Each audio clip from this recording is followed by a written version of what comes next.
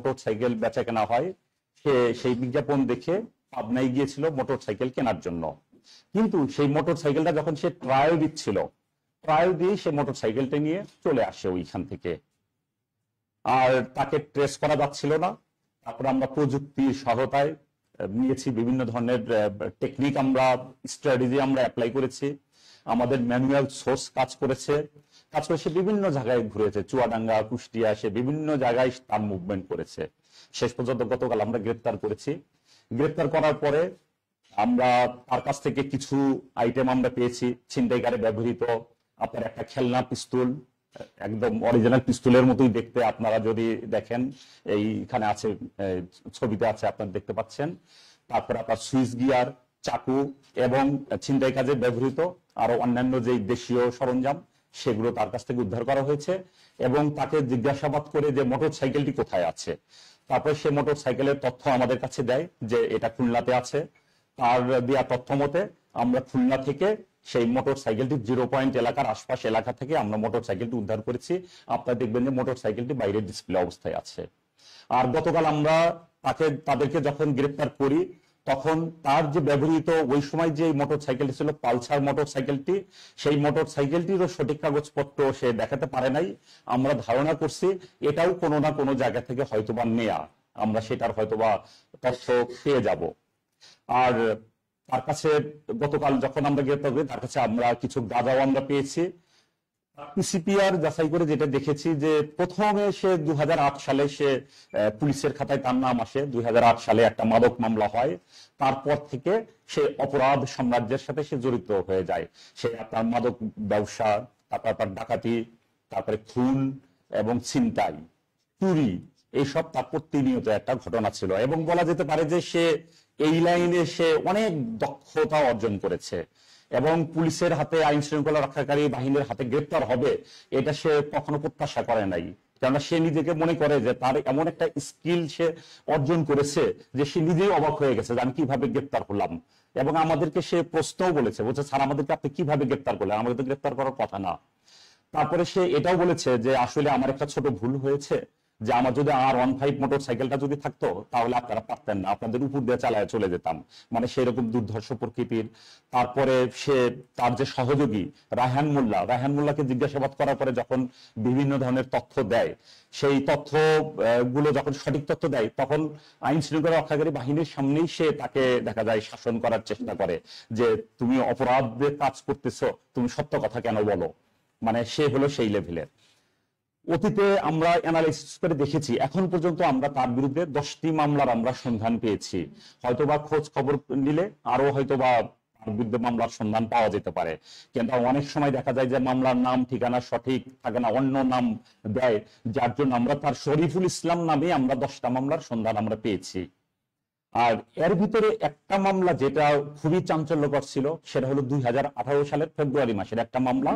আপনারা জানেন যে বহুল আলোচিত স্টাফ নার্স, উনি, আপনারা সিসি ক্যামেরার ফুটেজে দেখবেন, এখনো নেটে অনলাইনে আপনারা কিন্তু সেই সিসিটিভির ফুটেজটা পাবেন, যে রিক্সাযোগে যাচ্ছিলেন, তারপরে দুইজন ব্যক্তি, তার মধ্যে একজন শরীফুল ইসলাম ছিল, একটা মোটর সাইকেল রিক্সার পাশে থামিয়ে তার গলার চেইন ধরে খুব জোরে টান দেয়।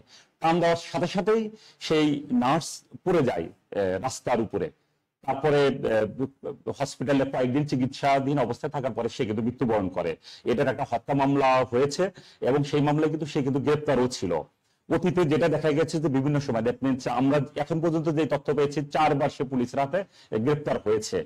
তাকে জিজ্ঞাসাবাদে আমাদের যে ধারণাটা হচ্ছে যে সে আসলে অনেক অপরাধ কাজ করেছে, তার যেহেতু সে অনেক স্ট্র্যাটেজি ফলো করে, সে অনেক এক্সপার্ট এই লাইনে।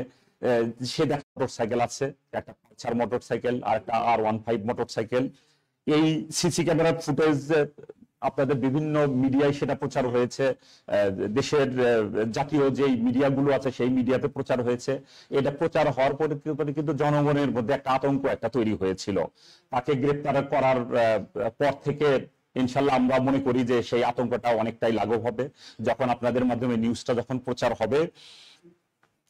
আর র্যাব সৃষ্টির লগ্ন থেকে আপনারা জানেন যে দেশের আইন শৃঙ্খলা রক্ষা, জনগণের জানমাল রক্ষায় কাজ কাজ করে যাচ্ছে এবং ভবিষ্যতেও আইন শৃঙ্খলা রক্ষায়, সন্ত্রাস, ছিনতাই, মাদক, অবৈধ অস্ত্র ও সংগঠিত অপরাধ দমনে র্যাপিড অ্যাকশন ব্যাটালিয়ন বদ্ধপরিকর। আর এটা ছাড়াও আমাদের র্যাপিড অ্যাকশন ব্যাটালিয়ন 10 প্রতিনিয়ত গুরুত্বপূর্ণ অভিযান পরিচালনা করে যাচ্ছে। আমরা যদি গত কয়েকদিনের কয়েকটা অভিযান, আমরা তো অনেক অভিযান করি, তার মধ্যে কিছু অভিযান যদি আমরা বলি যে আপনাদের এই চাঞ্চল্যতলায় ঝিনাইদহ ডাক বাংলো আপনার পুলিশ ক্যাম্প যেটা আছে, সেই পুলিশ ক্যাম্পের সাবেক যে ইনচার্জ ছিল তাকে যে নির্মমভাবে হত্যা করে, সেই হত্যা মামলায় মৃত্যুদণ্ডপ্রাপ্ত আসামিকে আমরা কিন্তু গ্রেপ্তার করেছি। আপনারা ইতিমধ্যে জানেন 7 অক্টোবর 18 অক্টোবর আমরা 5 জন ডাকাতকে ডাকাতি করার প্রস্তুতি নিচ্ছিল, আমরা সেই 5 জন ডাকাতকে গ্রেপ্তার করি। তাছাড়া আমরা মাদক দ্রব্য আমরা উদ্ধার করি। আমরা গত মাসে আপনার বিপুল পরিমাণে মাদক দ্রব্য, তারপরে গাঁজা, হেরোইন, বিদেশি মদ ইত্যাদি সহ 33 জন মাদক ব্যবসায়ীতে আমরা গ্রেপ্তার করেছি গত অক্টোবর মাসে। তাছাড়া আমরা আপনার এই যে প্রিন্টিং প্যাকেজিং ইন্ডাস্ট্রির সামনে অভিযান পরিচালনা করে মানব পাচার মামলার আমরা গুরুত্বপূর্ণ 1 নং আসামিকে আমরা গ্রেপ্তার করেছি। আপনারা অতীতেও দেখেছেন যে মানব পাচারকারীরা কি ঘটনা ঘটিয়েছে, এর আগে আমরা মিডিয়া ব্রিফিং করেছি, আপনারা দেখেছেন। তাছাড়া 29 অক্টোবর জাস্ট এই যে 2 দিন আগে আমরা ফতুল্লা থানাধীন আদর্শনগর এলাকায় ওইখানে অভিযান পরিচালনা করে ওইখানে আপনারা জানেন যে বহুল ভাইরাল হয়েছিল স্বর্ণালংকার চুরি হয়েছিল বিপুল পরিমাণে।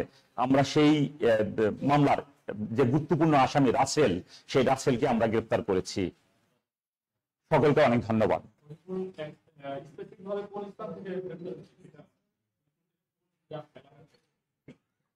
জি, এক্স্যাক্টলি রাইট। আপনার শরীফুলকে ফরিদপুর শহরের আপনার উত্তর শোভারামপুর এলাকার গৃহবধূ মঞ্জু রানী দাসের কাছ থেকে যেটা আপনার যেটা ছিনতাই হয়েছিল, সেই শরীফুল ইসলামকে আমরা গ্রেপ্তার করেছি আপনার ফরিদপুর জেলার সালতা থানা এলাকায় অভিযান পরিচালনা করে ওখান থেকে আমরা গ্রেপ্তার করেছি।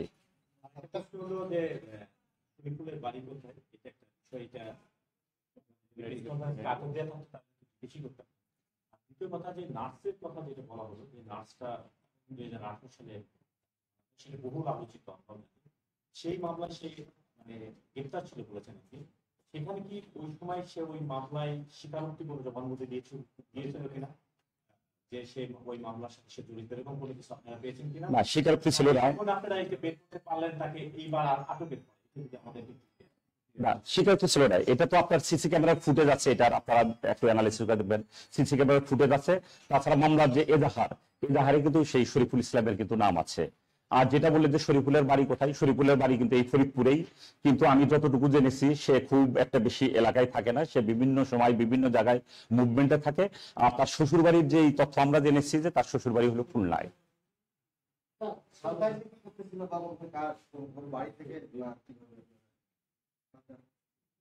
ও না, এখানে কোনো বাড়ি থেকে তাকে গ্রেপ্তার করা হয়নি, সে কিন্তু মোটর সাইকেলে ছিল। অভিযানটা আসলে যেহেতু আমরা জানি যে তার কাছে অস্ত্র আছে, যেহেতু অস্ত্র ঠেকিয়ে সে ছিনতাই করেছে, কাজেই র্যাপিড অ্যাকশন ব্যাটালিয়নের পক্ষ থেকে অনেক ব্যাপক প্রস্তুতি ছিল, কেন যে কোনো সময় যেহেতু দুর্ধর্ষ সন্ত্রাসী, সে যে কোনো সময় ফায়ার ওপেন করতে পারে। কাজেই আমরা ওইভাবে প্রিকশন নিয়ে, তাই সে তখন বাইকে ছিল আর কি, তার বাইক ঠেকিয়ে, বাইকে সে মুভমেন্টে ছিল, তার বাইক ঠেকিয়ে ওইখান থেকে তাদেরকে গ্রেপ্তার করা হয়েছে। পালিয়ে যাচ্ছিল, রাইট, পালিয়ে যাচ্ছিল। এখন এটা আমাদের আসলে যাচাই করে দেখতে হবে যে সেই মামলাগুলোতে জামিনে আছে কিনা। আমরা আমাদের যে ক্রাইম ডাটা ম্যানেজমেন্ট সিস্টেম, ওইখান থেকে আমরা এই মামলাগুলোর তালিকা পেয়েছি। তবে এইখানে একটা মামলায় সে খালাস পেয়েছে, এইটুকু তথ্য আমরা জানি।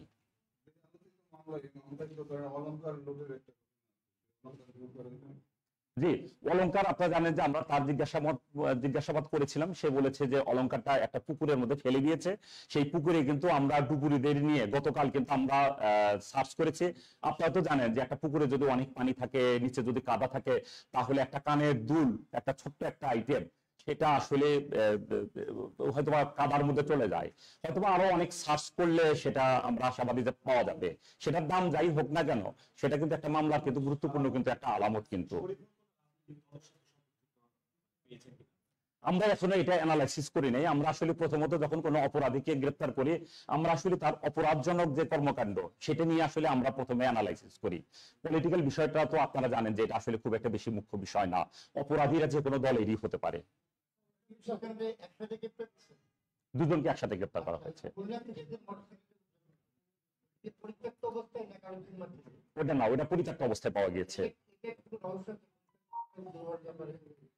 এটা হলো যে এই মামলার যে আয়ও, সেই মামলার আয়ও কিন্তু এসেছে, এটা তদন্ত হবে। এটা যে পরিত্যক্ত অবস্থায় কার পজিশনে সেটা আগে ছিল সে তদন্ত করে দেখবে, সিসিটিভির ফুটেজ অধিকন্ত।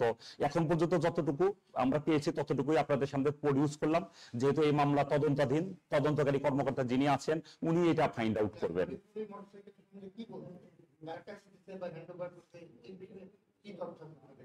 শরীফুলের যে তথ্য মতে যে এটা খুলনায় আছে, তার দেয়া বিভিন্ন রকমের তথ্য আমরা অ্যানালাইসিস করেছি। তারপরে তার যে শ্বশুর বাড়ি আছে, তার স্ত্রী, ছেলে মেয়ে তারা খুলনাতে আছে। আমরা ওইসব জায়গাগুলোতে সার্চ করে শেষ পর্যন্ত আমরা এইখানে আর কি পুরা খুলনায় আমাদের যে র্যাপিড অ্যাকশন ব্যাটালিয়ন 6 আছে, আমরা তাদেরও সহযোগিতা নিয়েছি। তারা সার্চ করে শেষ পর্যন্ত ওইখানে একটা পরিত্যক্ত অবস্থায় যে মোটরসাইকেলটি পাওয়া গিয়েছে, সেটা আমাদের এখান থেকে যেটা হারিয়ে গেছে ছবির সাথে মিলে দেখা যাচ্ছে, সেটার সাথে মিল আছে, সেম মোটরসাইকেল। এবং মালিক এসেছে, মালিকও সে আইডেন্টিফাই করেছে যে এটাই হলো সেই মোটরসাইকেল। ও, এইটা মোটরসাইকেলটা হয়েছিল আপনার আগস্ট মাসে, গত আগস্টের। আচ্ছা, এটা একটা মামলা হয়েছে, তো মামলার ভিতরেই আছে, এটা জানা যাবে।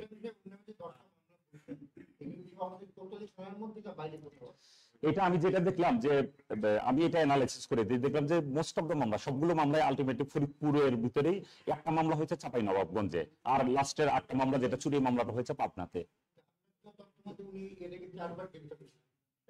জি জি জি জি।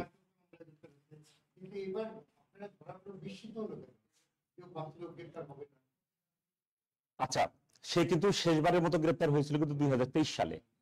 2023 সালের আপনার অক্টোবর মাসে। তাহলে আপনার কিন্তু 2 বছর কিন্তু পার হয়ে গেছে এর মধ্যে। একজন মানুষ যখন অপরাধজনক কর্মকাণ্ড করে, নিশ্চয়ই 23 সাল থেকে শুরু করে এখন পর্যন্ত সে অনেক ঘটনা ঘটিয়েছে, বা কোনো ঘটনায় আলটিমেটলি সে কিন্তু গ্রেপ্তার হয় নাই, এটা আমাদের ধারণা আর কি। যেহেতু সে অনেক অপরাধ করেছে, গ্রেপ্তার হয় নাই, তারপরে এবং অনেক দক্ষতাও সে বাই দিস টাইম অর্জন করেছে, কাজে তার ভিতরে হয়তো একটা ইনবিল্ট একটা কনফিডেন্স তৈরি হয়েছিল যে আমি হয়তো বা গ্রেপ্তার হব না কখনো, এই ধরনের একটা ধারণা তৈরি হয়েছিল আর কি। না না, সেই দুজন কিন্তু একসাথে পড়ে না। আপনারা জানেন যে এইখানে রায়হান মোল্লা যে আছে, তার বয়স কিন্তু 25। আমরা যেটা ধারণা করছি, এবং তার যে ফোন নাম্বার আমরা অ্যানালাইসিস করেছি, দেখলাম যে সে অনেক ফোন চেঞ্জ করেছে, প্রায় আপনার মনে 50-60 ফোন, বিভিন্ন ধরনের এই যে আইএমইআই ফোন নাম্বার এবং ফোন দুইটাই সে কন্টিনিউয়াসলি পরিবর্তন করে। এবং তার যে সহযোগীও সে পরিবর্তন করে, এবং বেশ কিছু সহযোগীও আমাদের কাছে যেটা মনে হয়েছে প্রায় 5-6 জন তার একেবারে অ্যাক্টিভ সহযোগী আছে, যেটা আমাদের অ্যানালাইসিসে এসেছে। গতকাল আমরা সন্ধ্যার সময় আমরা করেছি আপনার 5:50 দিকে, 5:50 আজকে দিয়ে দেওয়া হবে। এই তো প্রস্তুতি হচ্ছে, কাগজপত্র দিচ্ছে।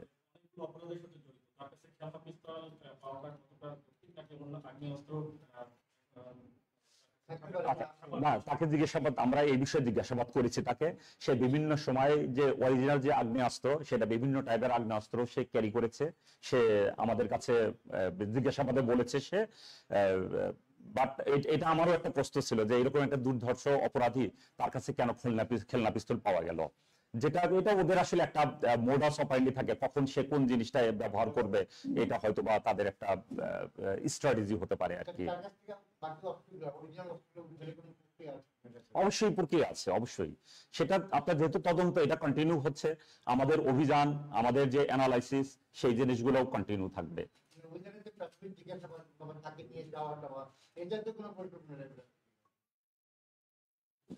আপনারা তো জানেন যে আমরা একজন অপরাধীকে গ্রেপ্তার করলে আমরা কিন্তু এই যে একটা নির্দিষ্ট সময়ের বেশি রাখতে পারি না, 24 ঘন্টার মধ্যে কিন্তু তাকে কিন্তু আদালতে কিন্তু সোপর্দ করতে হবে।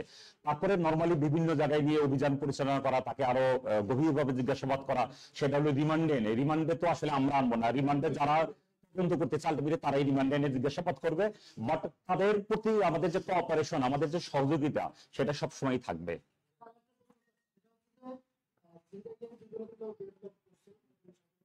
ফরিদপুর শহরে প্রতিদিনই ছিনতাই ঘটনা ঘটছে, তো সেক্ষেত্রে ছিনতাই রোধে র্যাবের পক্ষ থেকে কি ব্যবস্থা নেওয়া হচ্ছে?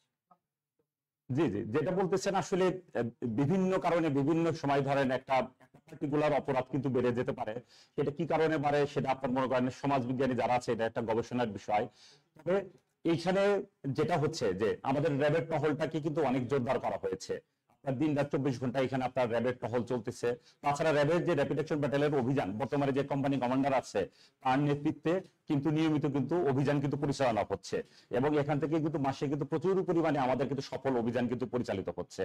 এবং বাই দিস টাইম আমি আশা করছি যে ছিনতাই বা এই ধরনের ঘটনা অনেকটাই কিন্তু হ্রাস পেয়েছে, এবং ভবিষ্যতে আরো হ্রাস পাবে বলে আমি আশাবাদ ব্যক্ত করছি। আচ্ছা, আপনি তো র্যাপিড 10-এর দিন যেটা বলি যে আপনারা তো প্রতিনিয়ত আসামি ধরছেন, মাদক ধরছেন, মামলা হচ্ছে, আদালতে বিচার হচ্ছে, আপনার কিন্তু এরকম পরিসংখ্যান আছে কিনা যে র্যাব 10-এর পক্ষ থেকে পর্যন্ত কতগুলো মামলা হয়েছে, কতগুলো সাজা হয়েছে এবং কি কি কি ধরনের সাজা? এটা পরিসংখ্যান অবশ্যই আছে, পরিসংখ্যান থাকবে না কেন? কারণ আমরা যেই মামলাগুলো আমরা নিজেরা তদন্ত করি, আবার যেই মামলাগুলো আমরা বাদী হয়ে থানায় করি, সেটা অবশ্যই পরিসংখ্যান আছে। কিন্তু পরিসংখ্যান তো আসলে এটা তো অন্য বিষয়ে আমরা মিডিয়া ব্রিফিং করতেছি, পরিসংখ্যানটা আনা হয় নাই। বাট আপনি ব্যক্তিগতভাবে চাইলে আমরা কিন্তু আপনাকে প্রোভাইড করতে পারি। জি, আচ্ছা, সেটা পরবর্তীতে করা হবে। তবে র্যাব যে মামলাগুলোর তদন্ত করে সেগুলো কিন্তু আপনার কনভিকশন রেট যেটা, মানে সাজার হার কিন্তু অনেক ভালো, ন্যাশনাল এভারেজের চেয়ে বেশি। বিচারকরা মাদক দ্রব্য নিয়ন্ত্রণ অধিদপ্তর যে মামলাগুলো থাকে কিন্তু এই মামলাগুলো সঠিক হয়, এই ধরনের মামলাগুলো অতটা সুনির্দিষ্ট হয় না। না, র্যাব যে মামলাগুলো তদন্ত করে সেই মামলাগুলো কিন্তু খুব ভালোভাবেই তদন্ত হয়।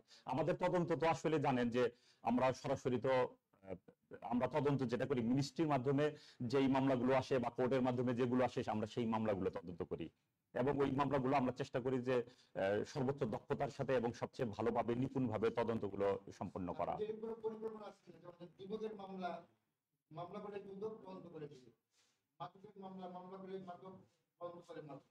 আপনারা কিন্তু এরকম সরকার থেকে সরকার কাছে যে আপনারা যে মামলা করলেন তার তদন্ত আপনারা জি জি, হয়তোবা র্যাবের জন্য ধরেন নতুন আমরা আশা করছি যে হয়তোবা নতুন নীতিমালা আসবে সরকারের পক্ষ থেকে। আসলে সরকার যেভাবে নির্দেশনা দেয় আমরা তো আসলে সেভাবেই করি।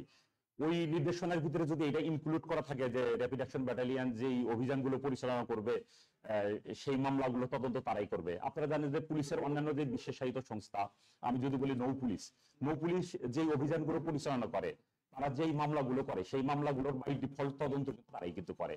ইভেন নৌ পুলিশ জুরিসডিকশনের ভিতরে যেই মামলা অন্য সংস্থাও যদি করে, সেটা অনতিবিলম্বে সেটা নৌ পুলিশের কাছে হস্তান্তর করবে, এটা আছে। আমাদের র্যাবের ভবিষ্যতে যদি এই ধরনের বিধিমালা, এই ধরনের আইন যদি তৈরি হয়, সেটা যদি ইনক্লুড থাকে, তাহলে তো অবশ্যই আমরা যে অভিযানগুলো করব সেটার মামলা তদন্তগুলো আমরা করবো ইনশাল্লাহ। না না, আমরা প্রয়োজন মনে করবো না কেন? আসলে তো আপনারা জানেন যে র্যাবকে কেন সৃষ্টি করেছে। ঠিক আছে, ওকে, আপনাদের অনেক ধন্যবাদ।